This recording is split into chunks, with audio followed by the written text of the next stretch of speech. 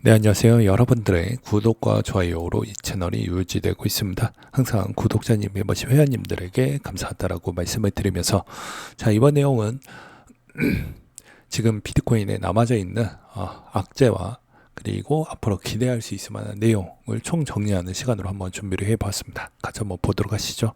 최근 가격 추이를 보게 된다고 하면요, 제가 녹화 찍고 있는 시점에서 이제 1억 6천만 원 정도를 보여주고 있고, 여기서 이제 사람들이 생각하는 게, 여기 제일 마지노선, 저는 계속 이야기를 하지만 이 100K 부분을 깨고 내려가면 안 된다라고 저는 생각을 하고 있습니다.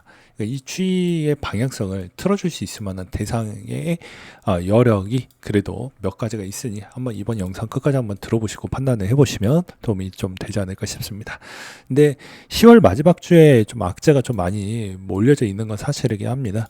최근에 이제 캄보디아에서 115조 상당의 비트코인 압수할 위기에 처하면서 이게 급하게 현금화한다라는 이야기가 나와져 있다 보니까 비트코인이 생각보다는 좀 그러면 왜 안 떨어지고 오히려 이더리움 추이에서 좀 많이 떨어지는 이유 동향도 제가 보기에는 비트코인 처리 방식보다 이더리움 처리 방식이 훨씬 더 좋다라고 보여지기 때문입니다. 그래서 여기서 이제 우리가 확인을 해야 되는 포인트는, 이제 익명성 코인들에 따른 펌핑 요소가 만약에 많이 나오거나 일시적으로 많이 나오거나 그랬을 경우에는 여전히 좀 확인이 좀 필요하다라고 생각이 듭니다. 그래서 현 시점에서 그러면 저 물량이 언제든지 이제 딱 공지해놓고 던지는 물량들이 아니기 때문에 여전히 우리는 좀 이것저것 좀 확인이 좀 필요한 부분이 좀 있다라고 말씀을 드릴 수가 있을 것 같습니다. 그 다음으로 이제 볼 수 있는 건 DAT 기업들의 실적이 이제 나오는 시즌에 또 이제 돌입을 하게 되는데요. 여기서 이제 얼마나 여유율이 많이 나올 것인지, 그리고 얼만큼 앞으로 이제 로드맵을 제시를 얼마나 긍정적으로 뽑아낼 수 있을지, 이 부분도 여러분들은 좀 신경을 써야 되는 구간이라고 생각이 듭니다. 그 다음에 이번에 이제 미국 지방은행 리스크로 인해서 어느 정도 이게 뭐 확산이 될지 아니면 이 상태에서 마무리가 될 것인지는 좀 지켜볼 필요성이 있긴 하지만, 지금 제가 이제 뒤에 가서도 설명을 드릴 것입니다. 그 다음에 이제 PYUSD에 이제 약간의 고의성 발행이 좀 있지 않았냐라는 추이도 있었습니다. 그러니까 이 발행에 따른 오류가 있었는데 이게 이제 진짜로 알고 했냐 모르고 했냐, 요 차이가 아직 아무도 모른다라고 볼 수가 있을 것 같고요.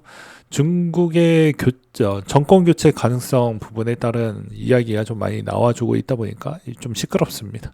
그 다음에 이제 캄보디아 프린스 은행 부분의 뱅크런 사태 추이와, 그 다음에 이제 그토록 여러분들이 제일 싫어하는 마운트곡스도 이번 30일 기준점이니까, 여러분들이 단순하게 이걸 보시면 안 되는 게, 31일이 지났으니까 이제는 끝났구나 이렇게 생각하시면 안 되고요. 11월 달 못해도 그 한 달 주기에 있는 표에서 얼마나 많이 던지는 물량들이 좀 많이 들어오고 거래소에서 입금되는 물량이 좀 더 많다라고 한다고 하면 요런 부분은 좀 확인을 하고 넘어가야 된다라고 말씀을 드릴 수가 있을 것 같습니다. 그리고 최근에도 이제 뭐 엄청난 청산 비중이 있었기 때문에 한동안 좋은 롱 사태가 나오기에는 좀 근본적으로 어렵다. 왜냐? 숏에 있는 숏 청산 비중이 생각보다 많이 늘지 않았다는 걸 제가 찝찝하게 보면서 그 이야기를 좀 많이 했었죠. 그렇기 때문에 롱과 숏에 있는 교차 범주가 적절성 있게 유지가 되어야 그 다음에 곧바로 방향성이 진행이 되는데, 오히려 그렇지 못했던 측면도 없지 않아 있기 때문입니다. 그 다음으로 이제 또 볼 수 있는 측면은, 여전히 메이저 거래소라는 건 우리의 주관적인 상황인 거고요. 그리고 법적인 뭐 그런 의무적 또 윤리적 그런 부분을 굳이 지킬 필요성은 없습니다. 그렇기 때문에 현재에서는 탈세 조항에 따른 규약만 이제 대부분 CEX 거래소들에게 이제 어느 정도 이제 그 정도의 최소 규칙만 지켜달라는 그 정도까지만 지금 이행을 하고 있는 실정이고, 나머지 부분은 이제 아직도 그냥 개판이다라고 보시면 될 것 같습니다. 그래서 이제 여기 제가 매번 이야기를 했잖아요. 왜 굳이 세금을 내야 되는 이 레버리지 ETF를 왜 하냐, 해야 되는 이유가 이런 겁니다. 이번 형태에서도 여러분들은 꼭 기억을 하시길 바라겠고요.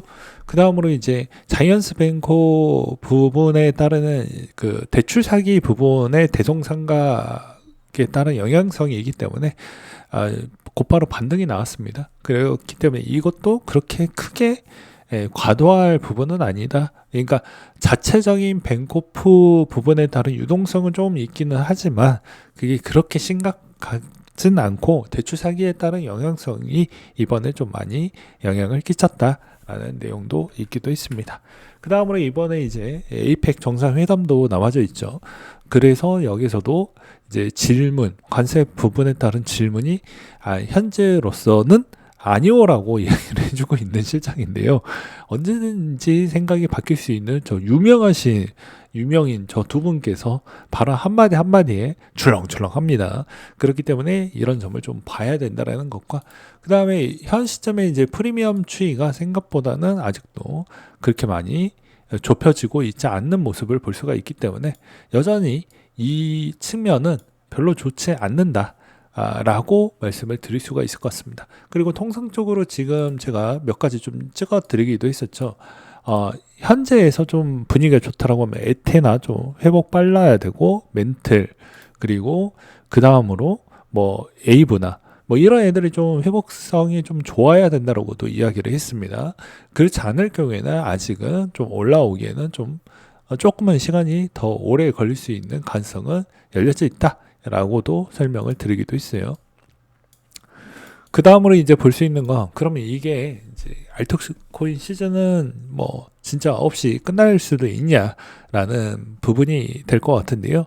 지금 돌아가는 판때기를 좀 보게 되면 진짜로 도미넌스에 따른 움직임의 섹터 빼놓고서는 그러니까 시장의 할인된 폭의 BTC 마켓과 나머지 마켓에 있는 괴리율 차이가 큰 그런 알트코인들에 따른 도미넌스 추이 폭을 기대하는 것 빼놓고서는 그렇게 크게 매력적인 부분은 좀 보여지지 않는다라는 게 저의 개인적인 생각입니다.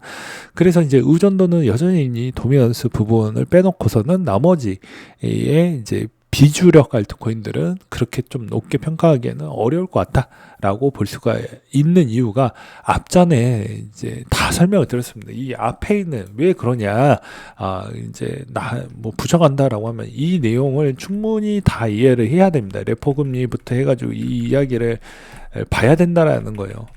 더 쉽게 이야기하면요. 자, 이번에 말 나온 김에 이야기를 하지만 이번에 금이 얼마나 올랐습니까? 30% 넘게 올랐어요. 비트코인 올해 25년도 올해만 보는 겁니다. 그러면 비트코인은 얼마나 올랐냐? 대충 14인가 18% 정도 올랐어요. 그리고 그 다음에 주식이 얼마나 올랐냐라고 하면 대충 한 25% 이상 올랐습니다. 대략적으로. 그러면 지금 여기가 가장 약세잖아요. 그러면 돈이 어디로 가고 있다라는 겁니다. 이쪽. 그러니까 돈이 유동성이 없다라고 이야기를 많이 했죠. 달러의 유동성이 별로 없다라고 이야기를 했죠. 왜냐? 지금 그냥 은행에다가 예치를 해봐야 예치금 대비보다 옆 동네 철수, 옆 동네 범수가 돈을 더 많이 벌고 있대. 어디 가서 돈을 벌고 있다라고 하니 당연히 이제 금으로 바꾸던지 아니면 주식시장에서 계속 놀고 있던지 하다 보니까 돈이 자연스럽게 불어났다라는 거예요. 근데 곡간이 어디부터 채워지는지도 확인을 해야 된다라는 것이죠. 그리고 이제 여기서 구조적으로 좀 약한 부분의 결합 요소가 더 많이 가지고 있다라는 것입니다. 그래서 이제는 신뢰도 측면에서 이때까지 바보가 아니고 지난 8년 동안 보았으면 이제는 알 만큼 알았다라는 것이죠. 그래서 똥인지 된장인지 굳이 찍어 볼 필요성은 없고 이제는 되는 애들만 프로젝트 애들만 갈 시즌이다. 26년도는 전 그렇게 보고 있는 실정입니다. 여기에서 이제 끈앞풀만 계속 가져가는 건 안 됩니다. 자본력이 받쳐주던지 아니면 기술력이 받쳐주던지 기술에 따른 건 맨날 뭐 말도 안 되는 그런 형태로만 해봐야 이제 우리는 믿음을 주기가 어렵다는 겁니다. 그 근본적인 이유는 다 모든 게 물가 때문입니다. 물가가 적당히 올라야 되는데 물가가 너무 사정없이 올라가다 보니까 사람들도 깨우치는 게 있어요. 왜냐? 너무 비싸면 어떻게 되죠? 알아서 가성비 있는 제품을 검색을 하고 정보성 부분에 따른 비대칭 요소를 더더더 최적화하려고 하는, 알아서 본능적으로 그런 연습을 하게 되어져 있습니다. 투자도 마찬가지이고요. 돈이 적으니까 좀 더 효율적인 부분에 있었을 때 쪽으로 돈이 가게 되어져 있습니다. 이걸 부정하시면 안 된다라고 저는 다시 한번 말씀을 드릴 수가 있을 것 같습니다. 이런 측면이 있고요. 그 다음에 두 번째로는 이제 금리에 따른 추이에 내려가는 가속도는 분명히 있을 것으로 보여집니다. 지금은 하는 형태가, 왜냐하면 달러 유동성이 상당히 많이 부족하기 때문에 내려가긴 하겠으나, 그게 대부분 앞으로 있는 26 시즌은 앞에서도 이야기를 했지만 DAT 기업이나 펀드 조성 기업 쪽으로 좀 흘러가고 있는 형태가 좀 보여주고 있다. 이게 이제 마지막 내용인데요. 에테나 재단이 이제 DAT 기업 스테브 X를 설립을 해놓고 두 차례 파이프라인 자금을 모집하겠다라고 나왔습니다. 그래서 이제 최근에 6개 데이터 자산 기업을 인수할 계획을 갖고 있고 엄청난 펀드 규모 조성을 가져가고 있다라는 거예요. 그러니까 자본력이 되는 애들만 이제 밀고 치고 나가겠다라는 겁니다. 그러니까는 안 되는 애들 거를 보지 마시고 돈이 모이고 자본력이 되는 애들 위주로 편승을 하시는 게 맞다. 그리고 과거에 있었던 고전되어져 있는 템베거 부분도 자본력이 있는 애들이 좀 더 슈팅이 더 많이 나오지, 자본력이 안 되는 애들을 밀고 나가는 건 좀 바람직하지 않는다라고 보여집니다. 여기서도 이제 뒤에 보게 되면 리플렉스도 최근 10억 달러 규모의 트레저리 관련 플랫폼 인수하기도 했었고요. 그 다음에 여기서도 코인베이스도 마찬가지로 옵션 거래 플랫폼 데리비트 4조 원에 인수하기도 있습니다. 그러니까는 계속 인수합병 부분으로 이제 여기서도 되는 애들만 수익성이 나오고 비즈니스가 나오는 그런 애들 아니고서야는 봐봐야 의미가 이제 크게 없다. 여기서 의미성을 좀 두려고 한다고 하면 저기 더 야생인 덱스 시장에서 뭔가 가능성을 보고 가는 그런 전략으로 가야든지, 아니면 제가 이야기했잖아요. 돈줄을 갖고 있는 부자 피터틀이 원하는 방향에 있는 그런 쪽으로 베팅을 하든지, 아니면 기존에 있었던 커뮤니티가 막강하고 그 거기에서 대부분 돈의 흐름의 유동 파이가 많이 흔들리지 않은 그런 프로젝트 부분에 투자를 하든지, 이렇게 결단력 있게 이제 가야 된다라는 겁니다. 근데 이제 여기에 해당이 안 되는 거, 네 말이 다 틀리다라고 하면 어차피 시간이 검증을 해줄 겁니다. 어차피 그 시간과 돈을 맞교하는 형태이기 때문에 여러분들의 시간 되게 소중한데, 그리고 돈을 시간으로 교환을 해가지고 시간과 맞바꿔서 가지고 있는 걸 꼭 기억하시길 바라겠습니다. 아무튼 이런 포인트 놓치시면 좀 힘들고, 그리고 저는 계속 이야기하고 싶습니다. 이제 막 끝났다라고 하는 것보다 확인하고, 제발 확인하고 보는 연습을 하자. 이게 가나요 마나요 이런 이분법적인 부분보다 확인하도 하고 넘어가도 되는 거잖아요. 누구나 확인하기가 어려운 구간은 사실이긴 합니다. 근데 이제 여전히 약재에 있는 강도가 워낙 높다 보니까 약세가 나올 확률이 훨씬 더 높은 측면이 있기 때문에 이런 점을 좀 확인하고 넘어가도 늦지 않는다. 근데 절묘한 타이밍에 10월 마지막 주부터 11월 한 두째 주 요 사이 때까지는 여전히 여러분들이 계속해서 모니터링하고 정보성을 계속 확인을 하면서 투자를 하시는 게 바람직하다라고 저는 말씀을 드리고 싶습니다. 여러분들은 진짜 투자를 하고 있는지 아니고 있는지는 여러분들 자신이 분명히 알고 계실 거라고 생각이 듭니다.